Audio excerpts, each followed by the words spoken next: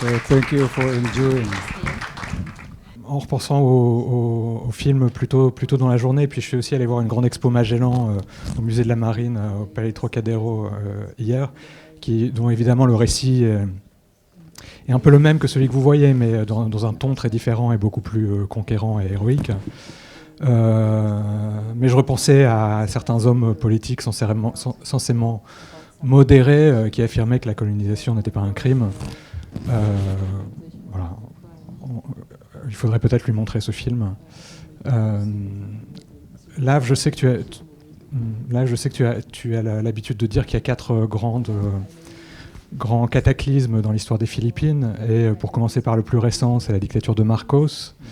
Et puis le joug japonais pendant la Seconde Guerre mondiale, puis la colonisation américaine pendant la première moitié du XXe siècle, et puis avant ça, les 4 siècles de colonisation espagnole.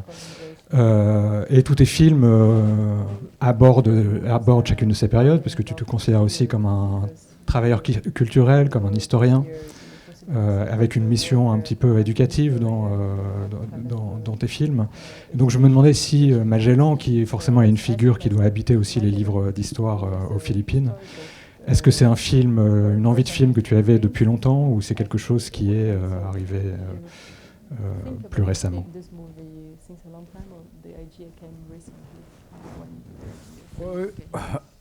Excuse me, I'm having a cold now, I'm sorry. Magellan is very much a part of the Filipino psyche. It's a fixture in our, in our heads and in our souls. He was the first European who came to our shores.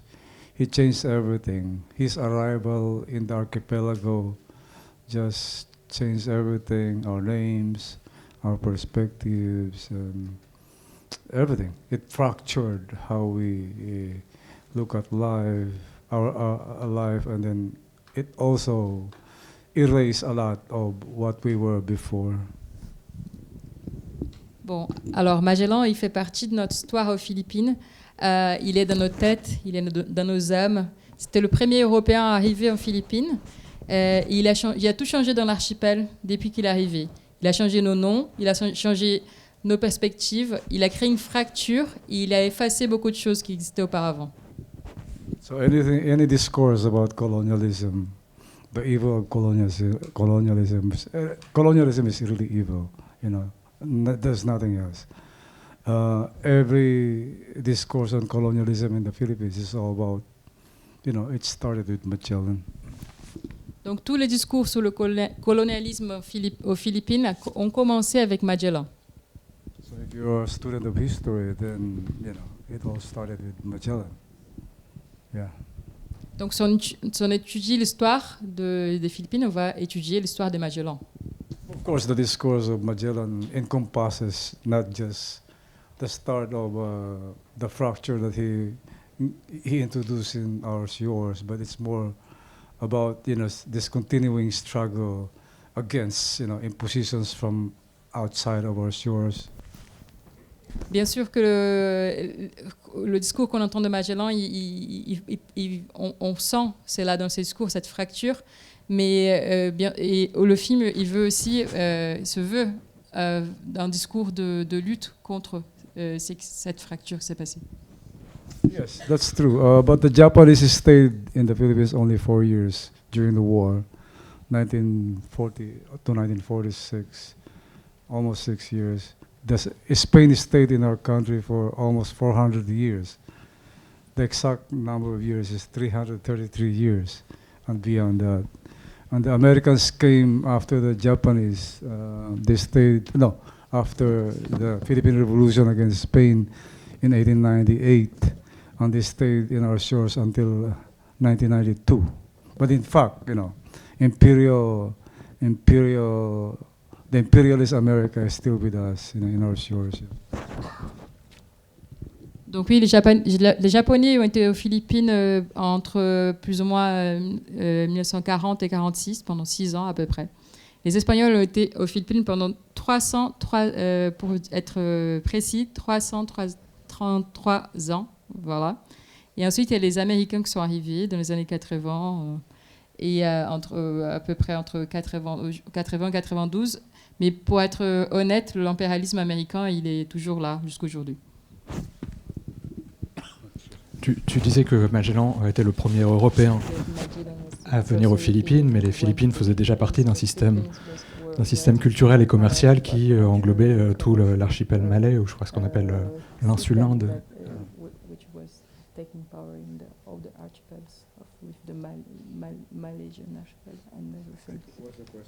Quelle était la relation des Philippines avec sa région avant l'arrivée de Magellan?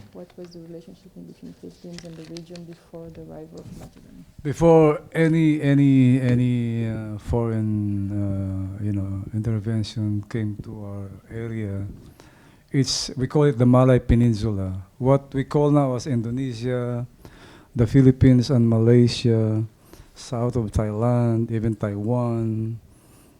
This used to be the Malay Peninsula, we call it. And during the colonization period, which started during the Spanish incursion in our territory and Portuguese incursion in our place, they divided the Malay Peninsula. Eventually, Malaysia went to Portugal for 150 years. The Dutch took Indonesia, and the Spanish took the Philippines. That's where the divide came. But we were all Malays. Indonesians, Malaysians, and the Philippines were all Malays, the Malay race. Donc, en fait, avant la colonisation, avant que les premiers Européens arrivent, on avait en fait une péninsule qui était la péninsule de Malaisie, qui englobait un peu l'Indonésie, les Philippines, la Malaisie, une partie de Taïwan. Et ensuite, quand les colons sont arrivés, il y a eu l'Espagne qui a commencé. Donc, et après, il y a eu une division entre l'Espagne, donc la Malaisie est allée aux Portugais, l'Indonésie a été prise par les Hollandais et les Philippines par les Espagnols. Donc, ils ont fait une division alors que c'était c'était le même peuple, le peuple malais, qui vivait dans cette péninsule. Eventually, of course, the French took Vietnam. Yeah. Et bien sûr, la France a pris le Vietnam. Est-ce que tu peux nous dire un petit peu comment le projet de ce film s'est monté, et aussi comme une coproduction entre les Philippines et l'Europe, et avec plusieurs pays européens, ce qui est une chose un peu nouvelle dans ton cinéma, qui est d'habitude plutôt un cinéma personnel, radical, fait d'endurance, mais qui ne nécessite pas beaucoup d'argent. 8 years ago, I had a retrospective in Barcelona, in one of the museums there, one of the galleries, and one of the curators were Albert Chira, the filmmaker, the Catalan filmmaker. Albert Chira is not Spanish, he's Catalan. Anyway, so he curated some of my works there, and then during breaks, after Q&As like this, he told me that, he can help me with my works if I can, conceive of an idea that connects the Philippines and Spain. And it also coincided with a Portuguese friend of mine. His name is Joaquim Sapinho. He asked me via email if there's an idea that connects Portugal and the Philippines, then they can help me. So the only subject that connects the Philippines, Portugal, and the Philippines and Spain is Magellan, of course. So that started it. That was 8 years ago. Donc, il y a 8 ans, j'étais à Barcelone dans une rétrospective sur mon travail, et j'ai rencontré Albert Chira, qui était un Catalan, qui a fait une partie de mon travail. Et ensuite, dans une discussion comme celle-là, à la pause, il m'a dit j'aimerais bien t'aider à produire tes films ici aussi, en Europe. Et après, avec un autre ami qui s'appelle Joaquin Chira, avec un autre ami qui s'appelle Joaquin Sapignon, nous sommes mis en contact. Et il m'a demandé si on pouvait faire un film qui pouvait connecter le Portugal et les Philippines. Et je me suis dit, la seule chose que connecte le Portugal, les Philippines et l'Espagne, c'est l'histoire de Magellan.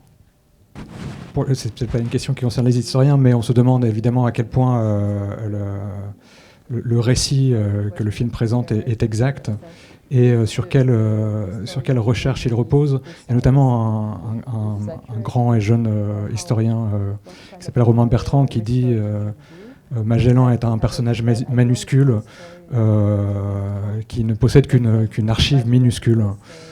Donc, je me demandais, voilà, est-ce que c'était ton sentiment aussi en faisant des recherches ou est-ce qu'au contraire tu as trouvé beaucoup de choses?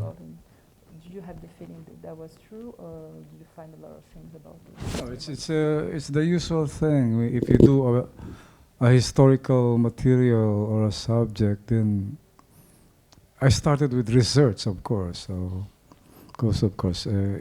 What I understood about the story of Magellan is the conventional narrative that we've been reading in books, what we've heard from school. You know, it is the convention, the orthodoxy of narrative that we know. But when I started to do the research, the 7 years of research that I did, I went to libraries and archives in Europe, including libraries in the Philippines as well. You know, I've discovered so many things that don't add up with the way we look at the usual narrative. Oui, bien sûr, c'est la même chose quand on fait une recherche historique. Je commençais à faire la recherche sur Magellan d'une manière un peu conventionnelle. J'avais l'histoire, j'avais le récit que j'avais entendu dans les livres, à l'école. Mais quand je me suis vraiment penchée sur cette recherche il y a 7 ans, et j'ai commencé à voir beaucoup d'autres choses. J'ai fait beaucoup de recherches en Europe, dans différentes bibliothèques et archives. Et je commençais à voir qu'il y avait une autre manière de regarder cette histoire. Because the usual narrative that we know is fundamentally from the writings of Pigafetta. He was the chronicler of the expedition, the voyage, and most historians just follow that narrative arc of Pigafetta. Parce qu'en général, l'histoire qu'on entend de Magellan, c'est l'histoire qui a été écrite par Pigafetta, qui était l'écrivain qui était sur le bateau, qui écrivait sur les récits de ce voyage. Donc en général, on n'entend que cette histoire-là. But if you do your homework of real deep research and investigation, there are other journals that point to other narrative arcs as well.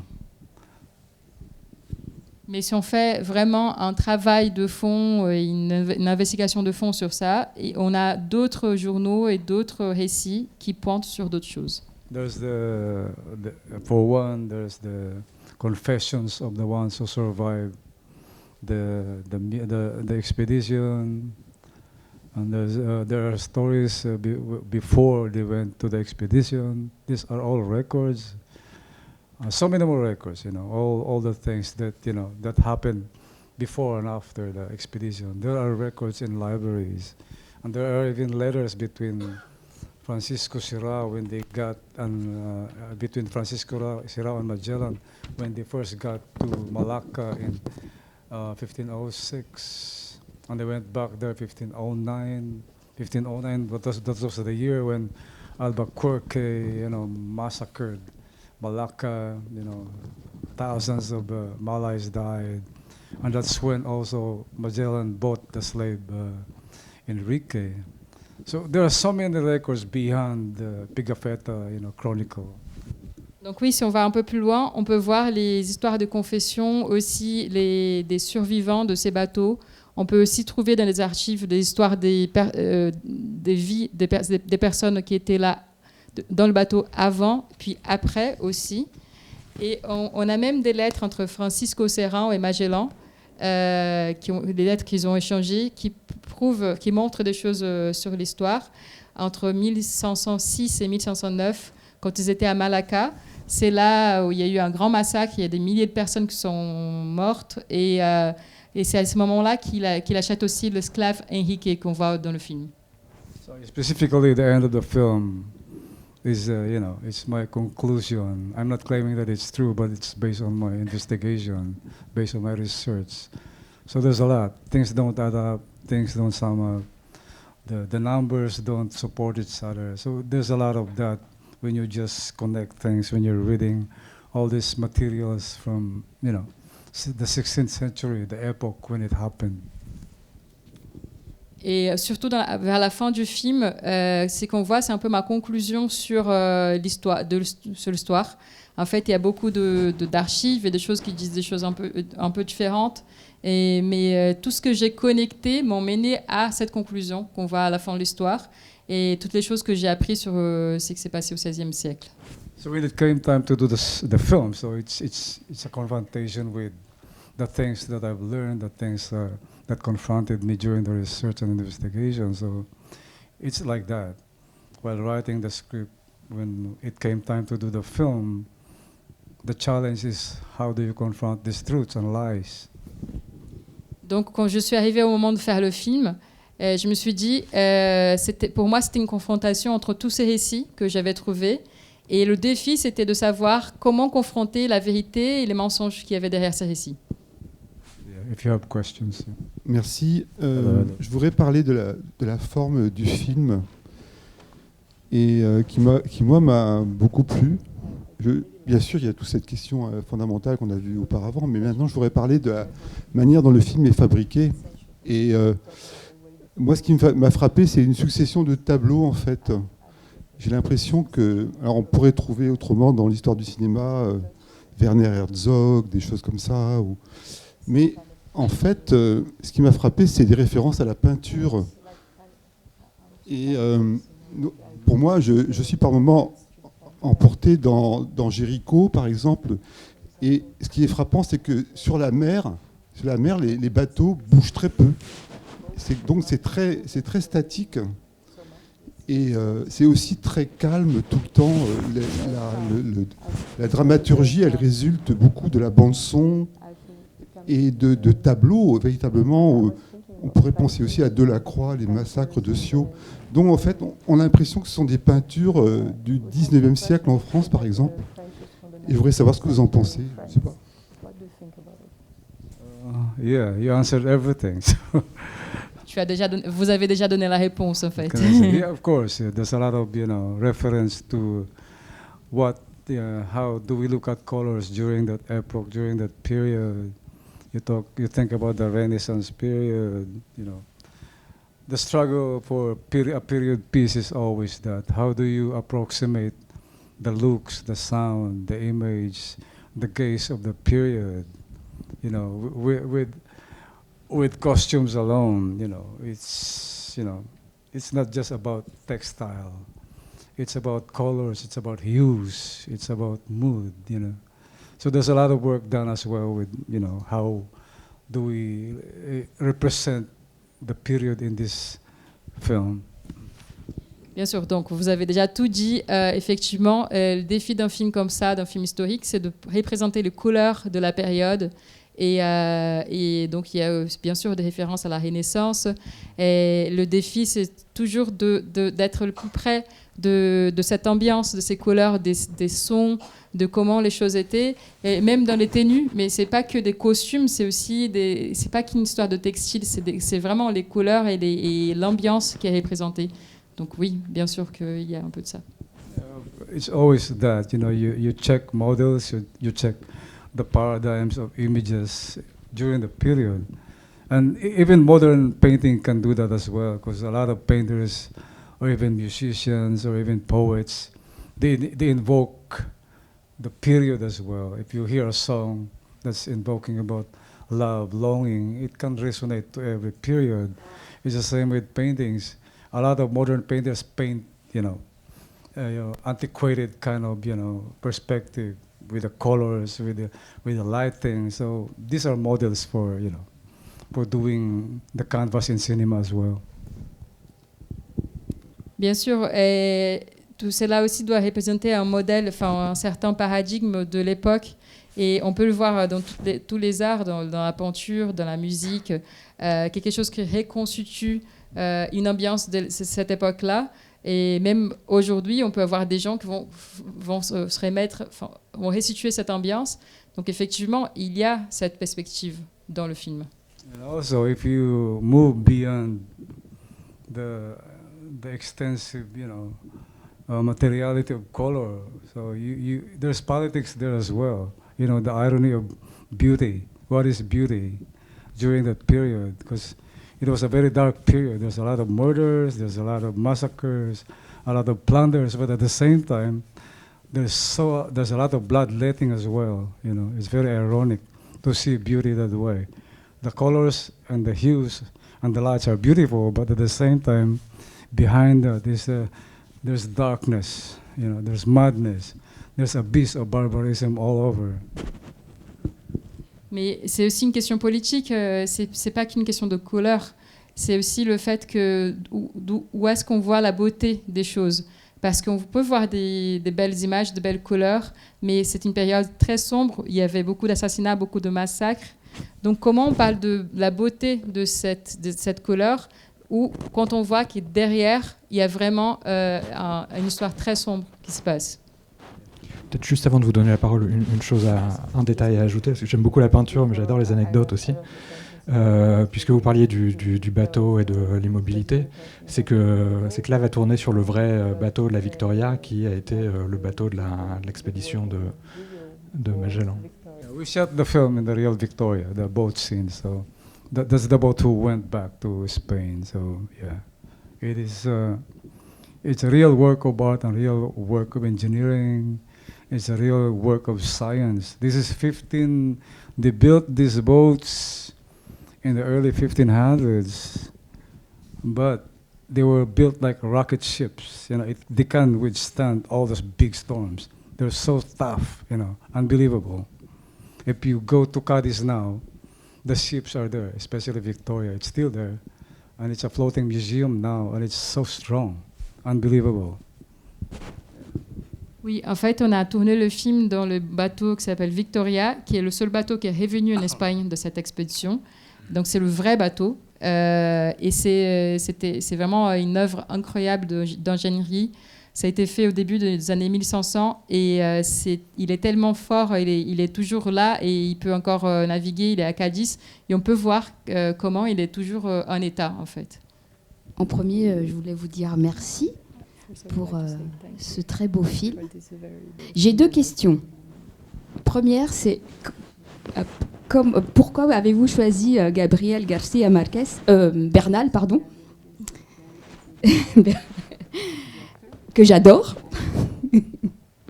super acteur. Et deuxième question, le sujet de la nudité dans le film par rapport aux premiers habitants, aux autochtones de l'île de Malacca et de Cebu. Comment vous avez abordé ça parce que, bon, on les voit quand même à poil, totalement, quoi, à certains moments, donc c'est pas... voilà. Gael Garcia Bernal was our first choice. He was our only choice for Magellan. When we decided to cast Magellan 7 years ago, it's only Gael, and we're lucky that when we approached him, he said yes. Alors Gael García Bernal était notre premier choix. Et quand on a décidé de faire ces films sur Magellan il y a 7 ans, la première personne à qui on a pensé, c'était Gael García Bernal. Et on était très chanceux parce qu'il a dit oui. And it's also an ironic choice because Gael is not pure Caucasian. Half of his blood is Aztec and Mayan. He is indigenous. Part of his blood, half of his blood is indigenous Native American. Et c'est aussi un choix un peu ironique parce que Gaël n'est pas totalement caucasien, il est aussi, une partie de son sang est aussi maya et aztèque, donc il y a une partie de sang autochtone chez lui. What's the last question again? I forgot. Et j'ai oublié la dernière question. La nudité. Nudity. Oh yeah, it was hard.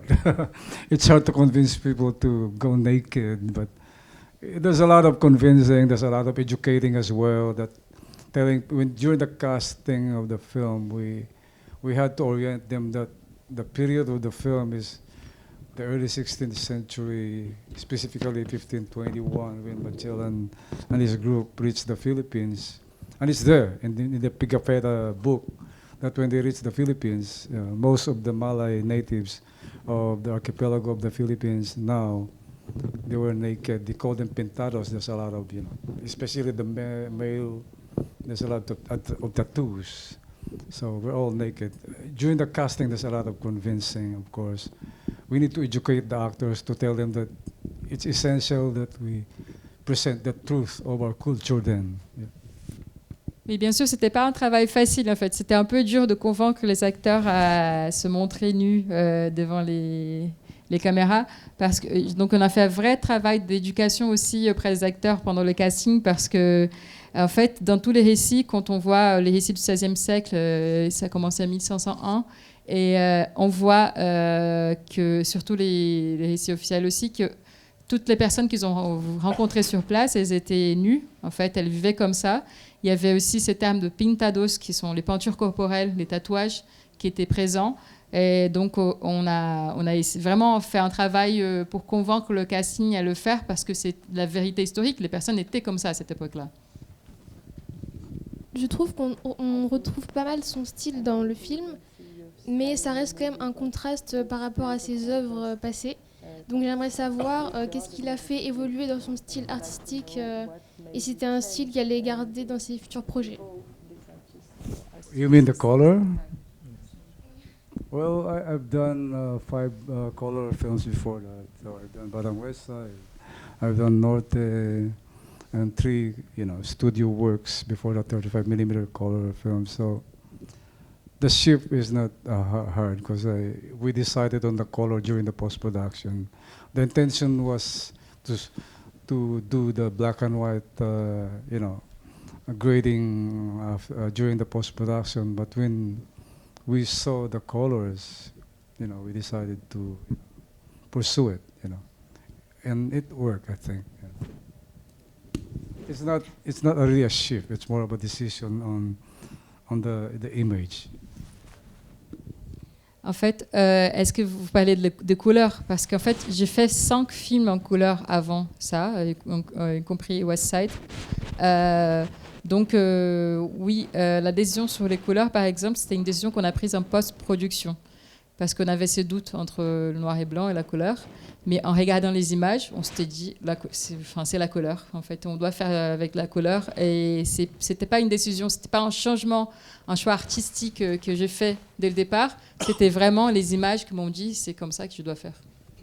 Mais c'est quand même aussi, juste pour rebondir sur votre question qui me paraît juste, le film est aussi un tout petit peu moins lent, comateux, pour reprendre ton mot, que tes films précédents. Et aussi, disons, les valeurs de plan sont quand même un petit peu plus variées. Il y a des plans plus rapprochés notamment, et c'est, je pense, lié au fait que tu travailles avec un chef opérateur, Arthur Tort, qui est le chef opérateur d'Albert Serra. Donc j'aimerais bien un peu que tu nous dises quelques mots sur ton travail avec Arthur. I shared the cinematography in the film with Arthur Tort, and I invited him to join the production because the producer is also his director, Albert Serra. And it's a good thing, the collaboration was good, because we have the same process. I use a small camera, and Arthur is also using a small camera. I'm using the GH series of the Panasonic, and he's using the Blackmagic. We use small ones. And both of us, we work with just one person, so there's no big setup. When it came time to shoot, I asked him to join. I shot the Philippine scenes, and Arthur shot most of the European scenes. So it's a mix of that. We help each other. It's a great collaboration. And Arthur has a great eye for colors as well. Effectivement, c'était une cinématographie qu'on a fait ensemble avec Arthur Tort. Qui était producteur, mais en fait parfois le producteur est aussi un peu directeur, un peu réalisateur du film. Donc c'était vraiment une très bonne collaboration qu'on a fait ensemble. Moi j'ai l'habitude de filmer avec une petite caméra, j'ai filmé avec une petite Panasonic G8, et lui aussi il est filmé avec une petite caméra aussi. Donc on avait aussi cette même façon de travailler qui n'était pas un big setup, c'était quelque chose de petit. Et j'ai filmé la plupart des images en Philippines et il a filmé la plupart des images en Europe, et ça a très bien marché, y compris dans le choix de la couleur. À la fin, on l'a pris ensemble. On a fait ce choix ensemble. Merci. Je veux demander un peu sur la fin de le film. Cette idée que la poulape n'existait pas. Et tout était un peu organisé par Radio Humabon. Et je pense que même aux Philippines, les gens apprennent que c'était Lapu-Lapu qui a tué Magellan. Et ça, en fait, ça change tout, non? Et c'est vraiment intéressant cette interprétation. Et je veux bien demander un peu plus sur ça. Et c'était quoi qui était dans le journal de Picafetta? Parce qu'on peut imaginer, comme toute l'histoire, c'était écrit par le colonialiste, que peut-être il ne comprend rien, peut-être il ne veut pas accepter qu'en fait, il n'y avait personne qui a voulu le catholicisme. Voilà, c'est juste, est-ce que vous pouvez parler un tout petit peu plus sur l'interprétation de la fin de la film? Yeah, even with the writing of Pigafetta, if you go back, nobody saw Lapu-Lapu. So that's a good start. And the numbers as well, they don't add up. There's a lot that says that I'm not claiming that my claim is the truth, but I investigated it well, I researched it well. Nobody saw Lapu-Lapu, even Pigafetta. It's all the words of Humabon, you know. So if you go back to the narrative again of how Magellan, you know, his ambition drove him to go to that place, and of course, when he got there, and then he became delusional, he became imperial, you know, he wanted the place for himself, he wanted to be the leader. So Humabon concocted everything. That's my premise or my hypothesis on the matter. And the numbers don't add up as well. For instance, April 27 was the so-called Battle of Mactan. That's when Magellan decided to punish Datu Lapu-Lapu because he didn't want to be converted. He didn't want conversion, I mean. So when they got to Mactan, according to Pigafetta, Magellan and his men, there were 60 of them. 60. You know, French, you know, Belgians, you know, Italians, Spanish. So there's 60 of them. When they got to the shore of Mactan, according to Pigafetta, he said he was involved in the battle, the so-called battle. They were met by 2,000 Malays, armed Malays, naked Malays. Is that a battle, 60 against 2,000? If you divide it, 33 against 1, is that a battle? It's a big question. And nobody saw Lapu-Lapu. And you jump 5 decades later, you know, when in 1571, when Miguel Lopez de Legazpi, after 5 more expeditions, when Miguel Lopez de Legazpi finally declared the Philippines as a colony of Spain, he introduced the encomienda system. This is the first record of the archipelago when it became the colony of Spain. The encomienda system is, if I'm Miguel Lopez de Legazpi, I will assign you to this island to be the caretaker of this island. Antoine, you go to Cebu, you'll be the governor of Cebu. So they were assigned. And you'll make the report back to Miguel Lopez de Legazpi. What can we get from Cebu? What can we get from the island of Samar? Do they have mines there? Do they have these things? So the guy who was assigned to Mactan, this is on record, the Mactan Island where the battle happened 5 decades earlier. Earlier, yeah, because 1521. When he got there, and he went back to Manila, he made his report. He said, the island of Mactan is uninhabitable. I found 150 people in that small island. And you go back 1521, where did the 2,000 men came from? So it is, if you are an investigator, the numbers don't add up. And even the 5 expeditions that went before Miguel Lopez de Legazpi, there's no Lapu-Lapu. So they're just following the narrative of Pigafetta without investigating. Even Pigafetta didn't saw Lapu-Lapu. So, you know, you can work around this with the data, with the numbers. If you're a good investigator, that's a big question. Oui, bien sûr, là, une bonne partie de l'histoire vient de Pigafetta, de ce qu'il a écrit, mais en fait, dans ce qu'il a écrit, dans tout ce que j'ai lu, il n'y a personne qui n'a jamais vu Lapu-Lapu. Donc, on ne sait pas quelle est la vérité. Les chiffres aussi, ils sont très confus. On ne sait pas vraiment On ne pourrait pas dire parce que ça reste un mystère quelque part. Personne n'a vu. On pourrait dire que c'est le fait de Ramazan qui a écrit et qui a fait, même dans les narratives impériales, enfin, on voit que Magellan est arrivé et il était pris par ses sentiments impériaux de devenir un leader. Mais ma prémisse c'est celle-là, qu'il n'existe pas parce que les chiffres ne s'accordent pas d'une certaine manière. Quand on voit la bataille de Lapu-Lapu au début, dans l'île de Mactan, il y avait 60 personnes du côté européen, donc des Français, des Belges, des Italiens, des Espagnols. Et de l'autre côté, dans les écrits, on dit qu'il y avait 2000 Malais. Donc 2000 personnes armées, nues, comme on peut voir dans le film.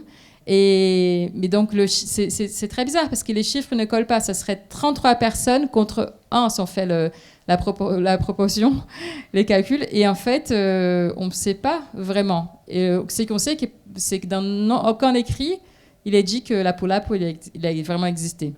Et en 1571, donc 5 décennies plus tard, il y avait Miguel López Vegas qui a... Legazpi.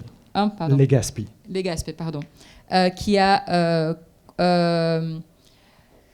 divisé le système de Philippines pendant la vraie période coloniale où l'Espagne a pris le pouvoir sur les Philippines, ce qu'ils appelaient les commandos, qui étaient en fait, ils donnaient des protectorats, des territoires à différentes personnes qui allaient enquêter sur qu'est-ce qu'il y avait là-bas, est-ce qu'il y avait de l'or, est-ce qu'il y avait des choses dans cette île ou dans cet endroit-là.